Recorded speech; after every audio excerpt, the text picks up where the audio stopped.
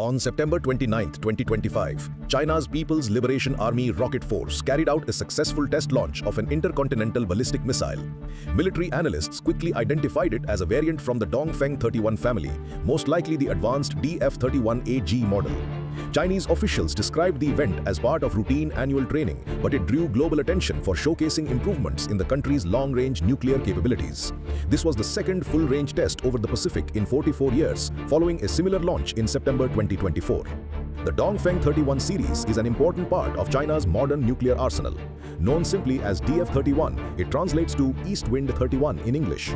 This missile represents China's third generation of solid-fueled, road-mobile intercontinental ballistic missiles. It entered service in the late 1990s and has evolved through several upgrades to counter threats from missile defenses, particularly those developed by the United States. Unlike older liquid-fueled missiles, the DF-31 uses solid fuel, which allows for a rapid launch within minutes, making it much harder for enemies to detect and strike before it fires. China maintains three main types of intercontinental ballistic missiles in its arsenal.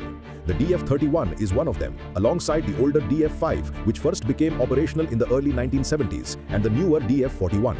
The standard DF-31 is a three-stage rocket that entered full service in 2006. It can carry a single warhead or a payload with 3 or 4 smaller warheads known as multiple independently targetable re-entry vehicles. These smaller warheads can separate in flight to strike different targets simultaneously. Within the DF-31 family, several variants stand out. The original DF-31A has a range of about 11,000 kilometers or roughly 6,835 miles and typically carries a single warhead. The DF-31AG builds on this with greater mobility. It uses an 8-wheel by 8-wheel transporter erector launcher vehicle designed to navigate rough terrain like mountains or rural roads. This setup allows the missile to move quickly and hide in dispersed locations, complicating any attempt by adversaries to destroy it in a preemptive attack. The DF-31AG extends the range to over 11,200 kilometers or about 7,000 miles, enough to reach the continental United States from launch sites in China. It can carry a single nuclear warhead with a yield up to 1 megaton, or in future versions, multiple warheads. A newer addition, the DF-31BJ, appeared publicly for the first time during a military parade in Beijing on September 3, 2025. That event commemorated the 80th anniversary of Japan's surrender in World War II. The DF-31BJ is built for fixed silos underground, which boosts its survivability against surprise strikes. It also serves as a transport loader for China's growing network of missile silos, with more than 300 new ones detected since 2021. Overall, China deploys around 100 to 150 DF-31 missiles across these variants. Details from the September 29th test reveal its technical focus. The launch happened at dusk from a site near the coast, likely Hainan Island in the South China Sea. Videos captured a bright orange exhaust plume rising against an urban skyline dotted with streetlights, confirming the coastal location. Unlike typical intercontinental ballistic missile flights that arc high into space, peaking at over 1,000 kilometers altitude, this one followed a depressed trajectory. That means it stayed lower, under 500 kilometers high, which shortens the overall flight time to targets in the Asia-Pacific region, perhaps 20 to 30 minutes instead of 30 to 40 minutes. This path reduces the warning time for enemy radar systems and makes it tougher for defenses like the United States Terminal High Altitude Area Defense or Aegis ships. The missile carried a dummy warhead, a non-explosive mock-up used purely for testing delivery accuracy and systems. A major highlight was the integration of hypersonic boost glide technology. After the boost phase, the warhead separates, then glides at speeds over Mach 5, which is more than 3,800 miles per hour. It can maneuver during descent to dodge defenses. Video footage showed a shallow dive at the end of the ascent, a sign of this glide re-entry, similar to what China has tested in shorter-range missiles like the DF-17, but scaled up for intercontinental distances.